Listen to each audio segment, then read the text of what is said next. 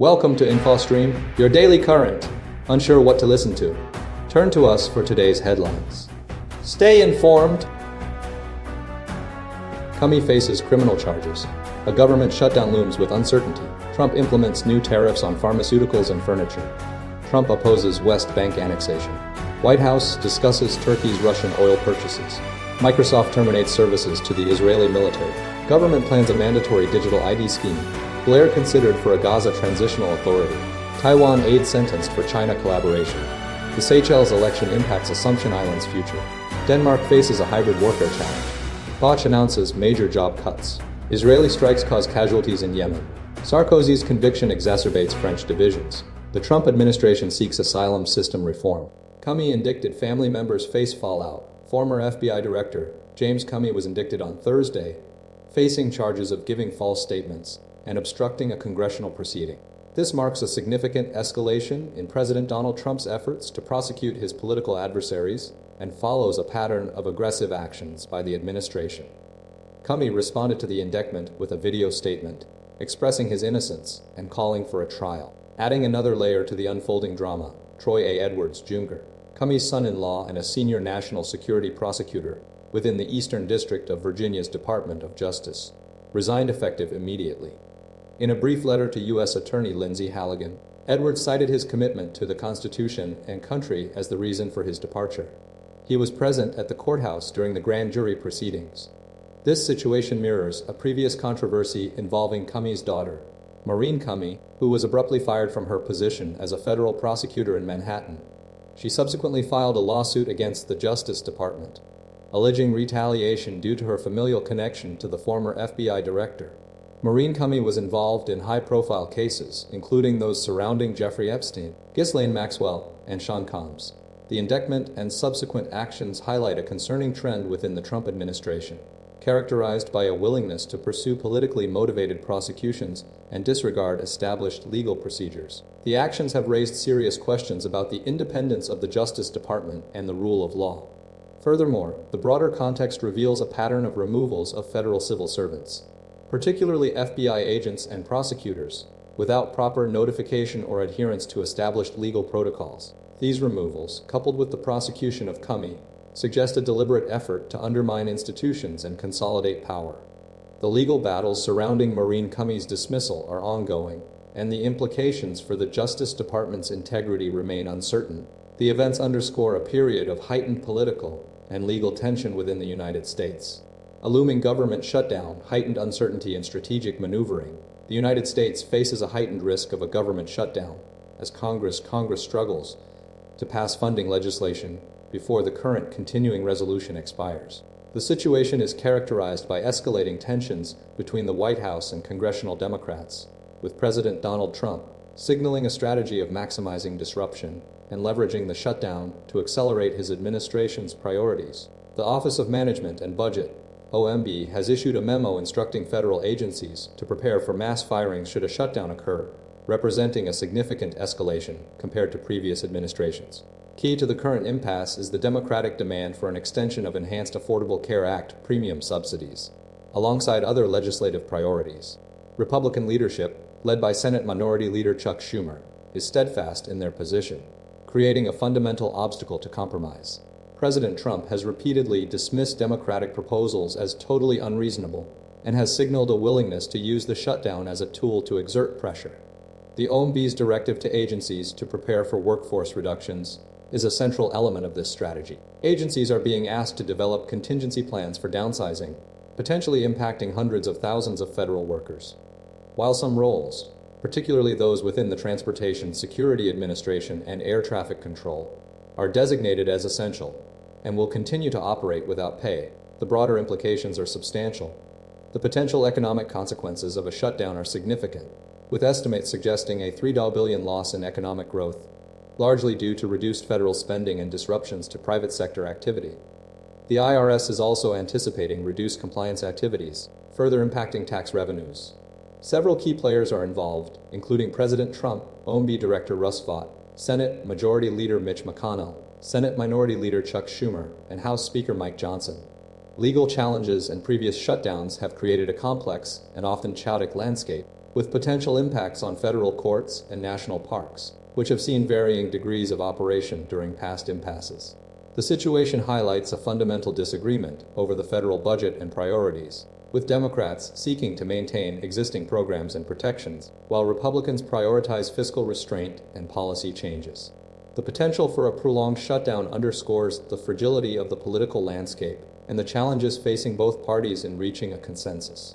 Trump announces new pharmaceutical and furniture tariffs. President Donald Trump has unveiled a series of new tariffs targeting pharmaceutical imports, heavy-duty trucks, kitchen cabinets, and upholstered furniture, aiming to bolster domestic manufacturing and potentially lower drug costs. The initial phase focuses on a 100% tariff on brand name or patented pharmaceutical products unless manufacturers establish U.S. production facilities, a move designed to pressure drug companies to increase domestic manufacturing. Despite previous promises, the impact of these tariffs is anticipated to be limited due to existing investments by major pharmaceutical firms in U.S. manufacturing, with companies like Eli Lilly, AstraZeneca, and GSK already committing billions in investments and establishing or expanding U.S. plants. Furthermore, many companies have announced plans to build factories in the U.S., and existing operations are being bolstered. The European Federation of Pharmaceutical Industries and Associations has expressed concerns, urging urgent discussions to prevent harm to patients in both the EU and the US. The EU has implemented a 15% tariff ceiling on exports, offering an insurance policy against higher tariffs. Beyond pharmaceuticals, a 50% tariff has been announced on heavy-duty trucks and a 30% tariff on upholstered furniture, while kitchen cabinets face a 25% tariff. These measures are intended to stimulate domestic production within these sectors. Several countries, including India, are largely unaffected due to their focus on generic pharmaceutical exports. The administration's investigation into national security implications of drug imports remains ongoing, with the potential for tariffs up to 250% if deemed necessary. Despite these announcements, the overall impact on global trade and supply chains is expected to be moderate, largely due to existing manufacturing investments and the EU's tariff ceiling. Stock prices for many foreign drug manufacturers remained largely unchanged following the announcement, reflecting the expectation that existing commitments would mitigate the immediate impact. The administration's strategy centers on incentivizing domestic production, but the long-term effectiveness of the tariffs remains uncertain. Trump signals opposition to West Bank annexation. Recent developments highlight a significant shift in the U.S. position regarding Israel's potential annexation of the West Bank. President Donald Trump has unequivocally stated his opposition to annexation, signaling a potential end to a key element of his foreign policy agenda. Following meetings with Prime Minister Benjamin Netanyahu in New York during the United Nations General Assembly, Trump affirmed his stance, emphasizing that annexation is not going to happen. This declaration aligns with the views of numerous Western and Arab nations, who view annexation as detrimental to the prospects of a Palestinian state. The U.S. administration has proposed a 21-point plan to end the Gaza conflict, incorporating elements such as a permanent ceasefire, release of Israeli hostages held by Hamas, and a gradual Israeli withdrawal from Gaza. However, this plan is contingent on the absence of annexation. Regional leaders, including Saudi Foreign Minister Prince Faisal bin Farhan Al Saud, stressed that annexation poses significant risks to regional peace and stability. Israel's intensified operations in the West Bank, characterized by increased settler attacks, land grabs, and the expansion of settlements, including the controversial E1 project, further complicate the situation. Israeli forces have deepened their presence in Gaza City, particularly in the beach camp area, displacing hundreds of thousands of residents. The E1 expansion, previously frozen, has now been approved, effectively dividing the West Bank. French President Emmanuel Macron foreshadowed Trump's position, labeling annexation a red line for the United States and a consequence of ending the Abraham Accords. The United Arab Emirates, a key signatory of the Abraham Accords, has also declared annexation a red line. Netanyahu's recent approval of the E1 settlement expansion underscores Israel's determination to proceed despite international objections. The U.S. administration's commitment to opposing annexation reflects a broader effort to maintain regional stability and support the possibility of a two-state solution.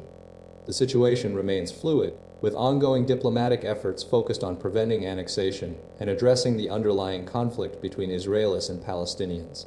Trump urges Turkey to cease Russian oil purchases amidst White House meeting. During a significant White House meeting, former U.S. President Donald Trump urged Turkish President Recep Tayyip Erdogan to halt the purchase of Russian oil, framing it as the best thing Erdogan could do to address the ongoing conflict in Ukraine.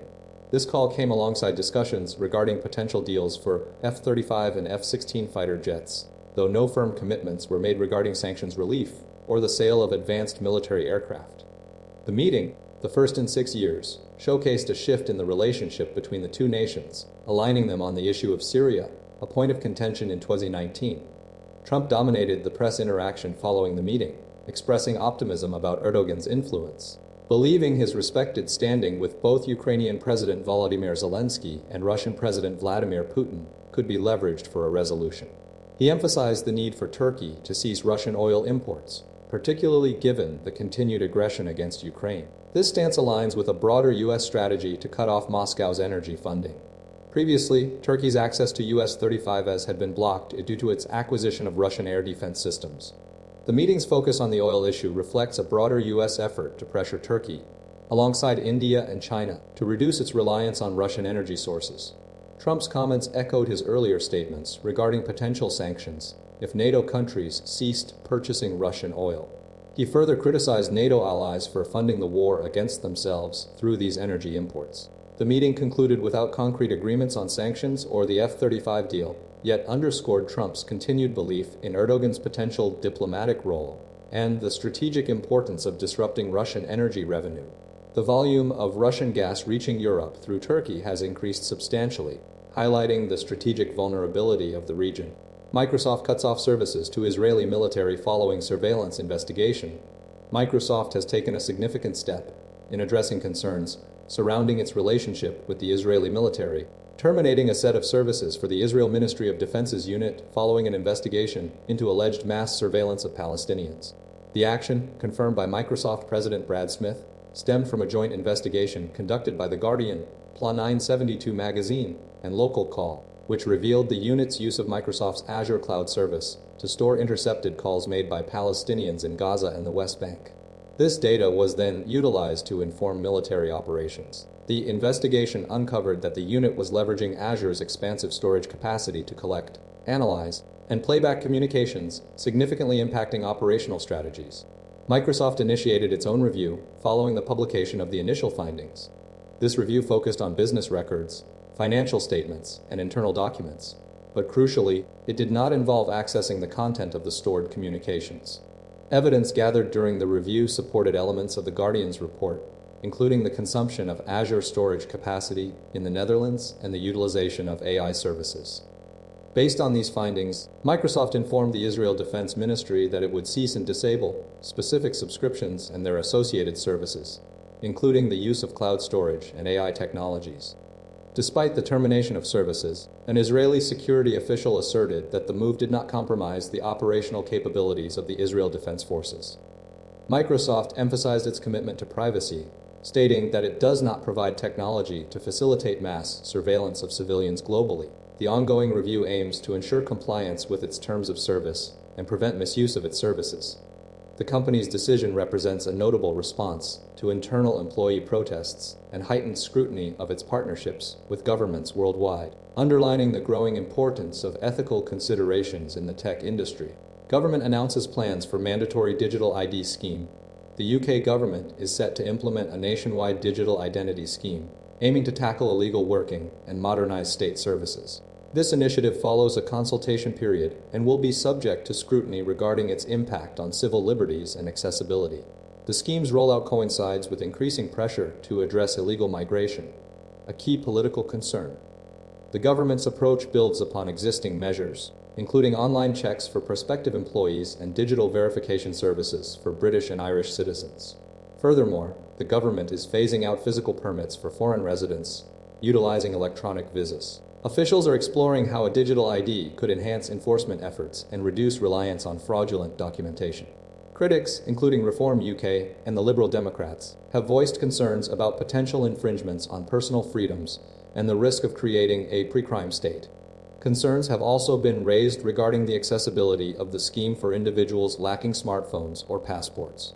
The Open Rights Group has highlighted past issues with electronic visa systems, emphasizing the need for robust and reliable technology. The scheme's implementation mirrors experiences in other countries, such as Estonia, where digital identity is used for accessing services like medical records and voting. However, the government's ambition is to create a centralized database for verifying individuals' right to work, a move that has sparked debate about data security and privacy. Key stakeholders, such as employers, will continue to play a role in verifying employee eligibility, while the Home Office will oversee the digital ID's implementation. The government anticipates the scheme will streamline processes and improve enforcement, but significant challenges remain in ensuring its effective and equitable deployment. The scheme's success hinges on addressing potential technical glitches and safeguarding individual rights within a technologically driven system. Blair considered leading Gaza Transitional Authority amidst ongoing conflict. Following the recent conflict in Gaza, former UK Prime Minister Sir Tony Blair has been engaged in high-level discussions regarding the establishment of a transitional governing authority for the territory. These talks involve the US and other international parties with the aim of creating a stable post-war administration. A key proposal suggests Blair leading the Gaza International Transitional Authorities (GITA), modeled on previous administrations in East Timor and Kosovo, initially based in Egypt and operating for 5 years. This plan seeks a UN mandate and would involve a multinational force alongside a UN presence. The discussions come amidst ongoing efforts to establish a two-state solution, following Palestinian President Mahmoud Abbas's willingness to collaborate with world leaders on a peace plan, contingent upon Hamas disarmament and a rejection of a governing role. Various proposals for Gaza's future have surfaced, including a US plan for long-term ownership, which was subsequently abandoned due to its potential for forced displacement and violation of international law. Previous attempts at reconstruction have faced resistance, with the US and Israel rejecting an Arab plan that would have allowed Palestinians to remain in their homes. A French and Saudi-led initiative, the New York Declaration, garnered support within the UN General Assembly, proposing a transitional administrative committee under the Palestinian Authority. The UK formally recognized the state of Palestine alongside several other nations, reiterating calls for a two-state solution, with East Jerusalem as its capital. However, this recognition has been met with criticism from Israel and the US, who view it as a reward for Hamas. The ongoing conflict has resulted in significant casualties, with at least 65,502 Palestinians killed in Gaza, according to the Hamas-run Health Ministry, a figure disputed by Israel. A UN Commission of Inquiry has accused Israel of genocide. The situation remains highly volatile, with ongoing military operations and diplomatic efforts to secure a lasting peace. The recognition of Palestine and the consideration of a transitional authority represent significant, albeit complex, developments in the protracted Israeli-Palestinian conflict. Taiwan spying case: former aide sentenced for China collaboration. A Taiwanese court has convicted a former presidential aide, Huang Chu-jung, and 3 other former Democratic Progressive Party (DPP) employees of espionage for China, highlighting ongoing intelligence activities between the two nations. The court imposed sentences ranging from 4 to 10 years, with Huang receiving the maximum of 10 years for leaking state secrets and sharing important diplomatic intelligence. This case underscores a decades-long pattern of surveillance, intensified in recent years according to Taipei's assessment. The espionage involved a prolonged period of information exchange, utilizing encrypted software to transmit data to Chinese Communist Party intelligence. The core of the case centered on Huang Chu-jung's actions as an aide to a Taipei counselor, where he directed a Foreign Office staffer, Ho Jianqie, to gather intelligence from then Foreign Minister Joseph Wu, now Taiwan's national security chief. Ho Jianqie was sentenced to 8 years and 2 months for his involvement. Huang was also implicated in collaborating with another ex-DPP staffer, Chiu Shi-yuan, to collect further information from Wu Shamyu, who previously served as an aide to current President Lai Ching-te. Lai Ching-te, who served as Lai's aide when he was the VP, and then again for a short while after he became president in 2024, was accused of passing on details about Lai's travel itineraries. Huang Chu-jung received approximately NT 563.172, Hui 122.33 from the Chinese government, while Chiu Shi-yuan was paid more than NT $20. The court emphasized the detrimental impact of this espionage, stating it exacerbated Taiwan's already difficult diplomatic situation. The prosecution initially sought sentences up to 18 years for the defendants. This case represents a significant security concern for Taiwan, reflecting the ongoing strategic rivalry between the island and China. The Seychelles election: Assumption Island's fate decides the future. This weekend's presidential and parliamentary elections in Seychelles hinge significantly on the controversial development occurring on Assumption Island, a remote, strategically vital island 140 km from the main island of Mai. The island, previously exploited for guano, is now the subject of a Qatar-backed luxury resort project alongside an upgraded airstrip sparking considerable public and environmental concern.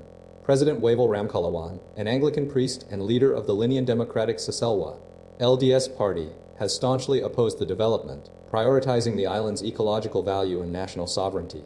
His challenger, Dr. Patrick Hermany of the United Seychelles U.S. Party, accuses the government of misleading voters with inflated economic statistics and a lack of transparency. The U.S. Party, invoking the legacy of late President France-Albert René, promises a return to socialist policies, including lowering the retirement age and slashing bus fares, aiming to appeal to a segment of the population disillusioned with the current administration. However, Hermany's claims of economic hardship and cooked books are countered by the government's emphasis on positive indicators, such as a manageable debt-to-GDP ratio, projected GDP growth, rebuilt foreign reserves, and a stable investment climate. 8 presidential candidates remain in the race, with a potential second-round runoff possible if no outright winner emerges. Independent candidate Ralph Volsier, a firebrand newspaper proprietor, has emerged as a key disruptor, criticizing Ramkalawan as an autocrat and highlighting corruption concerns. Volsier's policies include decriminalizing recreational cannabis and combating drug addiction, a significant issue linked to trafficking routes passing near Assumption Island. The development on Assumption Island has become a central campaign issue, with both sides attempting to capitalize on public anxieties. Accusations of corruption and a lack of transparency surround the deal, fueled by allegations involving former President René's associates and the handling of Emirati-donated funds. Despite the complexities, the election outcome will largely determine the island's future, with the fate of Assumption Island acting as a pivotal factor in shaping Seychelles' trajectory. The election will also determine the composition of the 26-seat National Assembly, further impacting the country's political landscape. Denmark's Vulnerabilities exposed a hybrid warfare challenge. Denmark is grappling with a series of drone attacks targeting critical infrastructure, including airports, military bases, and oil and gas platforms, exposing significant vulnerabilities within the country's defenses. The attacks, occurring across Jutland and the North Sea, have prompted a national security assessment and raised concerns about a potential hybrid warfare operation. No harm has been reported, primarily due to the drone's course of flight. Defense officials initially opted not to engage the drones directly, citing safety concerns and the potential for unintended consequences, such as fires. However, the coordinated nature of the attacks, described as systematic, has shifted the focus to identifying the responsible actor, with Russia being considered a potential source, though neither confirmed nor denied. The attacks have prompted a review of Denmark's response strategy, with discussions ongoing about the possibility of invoking Article 4 of the NATO Treaty, which outlines a collective defense mechanism. Several NATO countries, including Norway, Estonia, Poland, Bulgaria, and Romania, have faced similar hybrid warfare challenges in recent weeks, highlighting a broader security concern within the alliance's eastern flank. Estonia and Poland have already invoked Article 4 following incursions by Russian aircraft and drones. Poland's forceful response at the United Nations, warning Russia against further violations, mirrors Denmark's cautious approach. Experts emphasize the need for a sustainable response, acknowledging that simply allowing the drones to fly presents an ongoing risk. While police and military are prepared to engage if deemed safe, prioritizing a measured approach to prevent escalation and potential collateral damage is paramount. The situation underscores the evolving nature of modern warfare and necessitates a proactive defense strategy. The Danish government is actively assessing the threat and exploring options, while simultaneously monitoring the actions of potential adversaries. The situation is a critical moment for Denmark and a test of its readiness within the NATO alliance. Bosch announces significant job cuts and cost-saving measures. German engineering giant Bosch is implementing a drastic restructuring plan involving the elimination of 13,000 jobs across its German operations, primarily within its mobility division. This decision, announced just 20 hours ago, is driven by a need to reduce costs to a target of 2.5 billion to 2.06 billion. Bosch attributes this restructuring to a combination of factors, most notably a stagnant market for vehicle parts and software, intensified competition from emerging automotive players like Tesla and China's BYD, and escalating costs influenced, in part, by U.S. President Donald Trump's trade tariffs. The company acknowledges a significant cost gap within its automotive business and is committed to aggressively reducing expenses at all levels. Alongside the workforce reduction, Bosch intends to curtail investments in its production facilities and buildings, reflecting a sharp decline in demand for its products. This strategic shift aims to bolster profitability and enhance competitiveness in a rapidly evolving automotive landscape. Bosch's global workforce currently stands at 48,000, and the company assures that no positions within its UK operations will be affected by this latest announcement. However, they will continue to monitor and evaluate their operations, acknowledging their reliance on fluctuating customer demand and ongoing developments within the broader automotive markets. The company's actions signal a broader trend within the German automotive industry, adapting to increased global competition and economic pressures. Bosch's focus is on streamlining operations and securing its financial future amidst challenging market conditions, prioritizing efficiency and responsiveness to consumer needs. The company's commitment to continuous assessment demonstrates a proactive approach to maintaining its position within the industry. Israeli strikes in Yemen result in multiple casualties. Israeli Air Force conducted its most powerful strike in Yemen, targeting Houthi security and intelligence services and military installations in Sana'a.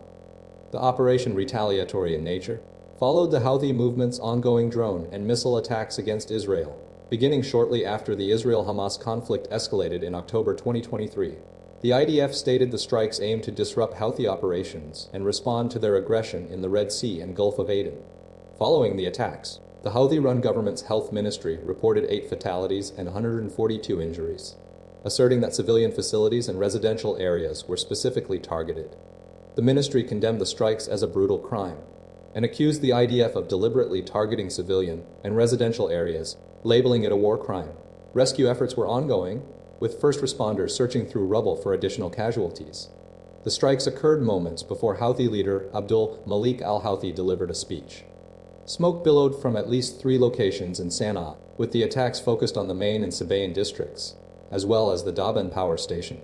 Visual evidence, including photographs from Al Masira TV, depicted destroyed and damaged buildings. The Houthi movement's attacks represent a significant escalation of the conflict, extending beyond Israel's borders and impacting international shipping routes. Israel has responded with numerous airstrikes in Yemen, reflecting the severity and persistence of the Houthi threat. The situation remains volatile, with continued concerns about the potential for further attacks and the humanitarian consequences of the ongoing conflict. The targeting of civilian infrastructure and the reported casualties underscore the urgent need for a diplomatic resolution to the crisis. Sarkozy's conviction deepens French division. Former French President Nicolas Sarkozy has been sentenced to 5 years in prison for criminal conspiracy, a decision that has ignited intense division within France and reignited long-standing controversies surrounding his political career. The conviction stems from the Libyan money trial, where he was found guilty of attempting to illegally fund his 2012 presidential campaign with money from the Libyan government. Sarkozy vehemently denies any wrongdoing, arguing that the court's decision to acquit him on 3 of the original 4 charges, illegal party funding, embezzlement of Libyan funds, and corruption, is deeply unjust. His supporters question the rationale behind the conviction solely on the criminal association charge, viewing it as a politically motivated move. The court's insistence on imposing a 5-year prison sentence, despite his age of 70, and the fact that the offense occurred 20 years prior, has further fueled the controversy. Crucially, the sentence is not suspended, meaning Sarkozy would serve the time immediately even if he appeals the verdict. This aspect of the legal process is particularly contentious, as it contradicts established French law, which typically grants defendants the presumption of innocence during appeals. The situation highlights the enduring tensions between Sarkozy's supporters and detractors, who view him as a symbol of political corruption and abuse of power. The case underscores the deeply polarized nature of French politics and the lingering distrust of institutions. The immediate reaction has been a resurgence of passionate debate and accusations of bias, demonstrating the profound impact this conviction is having on the nation's political landscape. Trump administration calls for overhaul of global asylum system. Through the Trump administration, through Deputy Secretary of State Chris Lando, is advocating for significant changes to international asylum policies, coinciding with a broader shift in U.S. immigration policies. Lando argued that the current system, including the Refugee Convention, is outdated and susceptible to abuse, facilitating mass illegal migration. This comes amidst the administration's complete cessation of refugee resettlement, exclusively welcoming white South Africans. The administration's aggressive deportation policies have faced legal challenges. President Trump previously criticized European nations for their asylum policies. Lando plans to convene international nations to develop new principles reflecting contemporary realities. He emphasized the need for sovereignty, advocating for temporary refugee status and the right for the United States to determine who enters and under what circumstances. Lando asserted that individuals fleeing immediate injury should not receive asylum in their chosen country, preventing what he described as a substitute for migration. The proposals are likely to be adopted by far-right parties in countries like the UK, Germany, and France. Concerns have been raised by organizations like Refugees International and the UN High Commissioner for Refugees, Filippo Grandi, who urge collaboration to preserve asylum. Jeremy Konindick, president of Refugees International, expressed fears that the event would provide cover for countries to push refugees out, emphasizing the ethical and practical implications of forcing return before safety is assured. The panel discussion included representatives from Kosovo, Bangladesh, Liberia, and Panama, all supporting asylum system reform. Liberia's foreign minister underscored the importance of shared global responsibility, acknowledging that sovereignty doesn't negate this global issue. The core argument revolves around re-establishing control over the asylum process, prioritizing national sovereignty, and limiting asylum claims to situations of immediate danger. The event highlighted the ongoing tensions between humanitarian obligations and national interests regarding refugee protection.